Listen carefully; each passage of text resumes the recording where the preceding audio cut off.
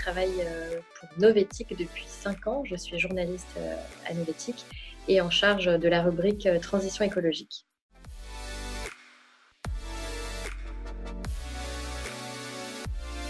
C'est un média qui existe depuis le tout début des années 2000 et déjà à l'époque, il était spécialisé sur le développement durable, donc il y a 20 ans quasiment déjà. Et petit à petit, on s'est spécialisé sur les questions d'investissement socialement responsable, de finances vertes, de RSE, de responsabilité sociale et sociétale des entreprises, et puis plus largement sur les questions de transition écologique et de climat. Voilà, on est un média spécialisé sur l'économie responsable et en particulier sur la transition écologique et les questions climatiques.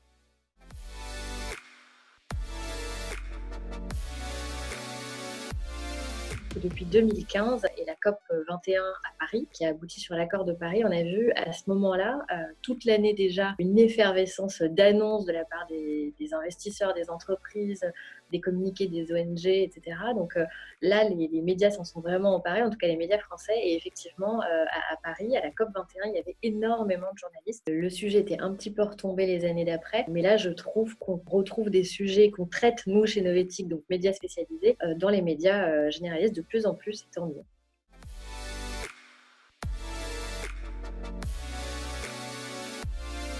Suivre un MOOC. Il y en a beaucoup en ce moment sur comprendre le changement climatique et puis après peut-être se spécialiser sur la finance verte, sur la biodiversité aussi dont on parle moins mais qui est un sujet majeur. Il y avait quelques livres clés notamment de Naomi Klein, Tout peut changer. C'est un énorme pavé mais elle est assez exhaustive sur l'évolution de la question au fil du temps et les enjeux que ça pose pour demain. Sinon peut-être en plus léger, il y a la dessinatrice de BD Emma qui a fait un tout petit bouquin sur un autre regard sur le climat et qui est très concis et qui en fait revient sur la naissance du problème climatique avec le charbon et qui arrive jusqu'à aujourd'hui en traitant la question du climat de façon très large sur la transition juste, l'égalité, enfin les inégalités, etc. Donc elle a vraiment élargi et je pense que c'est aussi une bonne piste, une bonne porte d'entrée.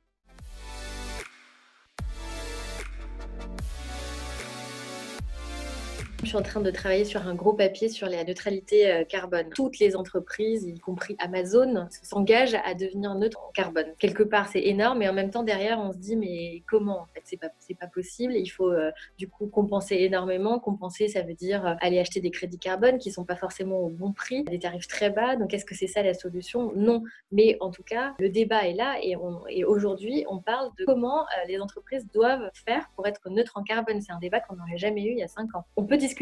Il y a cette prise de conscience. Maintenant, on est en train de voir comment agir. C'est vraiment ça. Et c'est vraiment notre rôle à Novetic, c'est de donner les pistes d'action, donner les clés, d'aller regarder ce que font les entreprises, ce que font les financeurs, ce que font les investisseurs. Est-ce que c'est pertinent? Est-ce que c'est toujours dans le bon sens? Non. On peut améliorer, évidemment. Mais en tout cas, ça bouge. Lentement, mais ça bouge.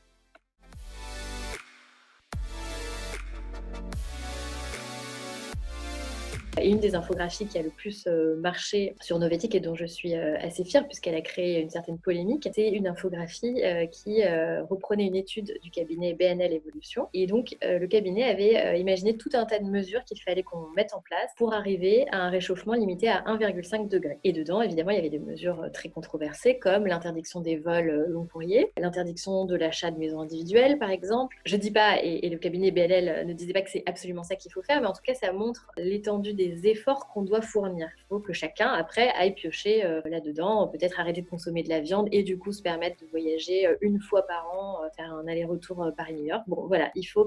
En tout cas, ça nous donne l'échelle des efforts. Et cette infographie, elle a créé une énorme polémique dans les médias. On est allé jusqu'à nous traiter de Khmer vert, parce qu'effectivement, c'était très fort. Mais en même temps, c'est notre rôle, nous, journalistes, de dire, mais voilà, en fait, si on veut être aligné avec l'objectif de Paris, tout le monde s'engage à s'aligner avec l'objectif de Paris. Mais concrètement, ça veut dire quoi? Ça veut dire faire énormément d'efforts.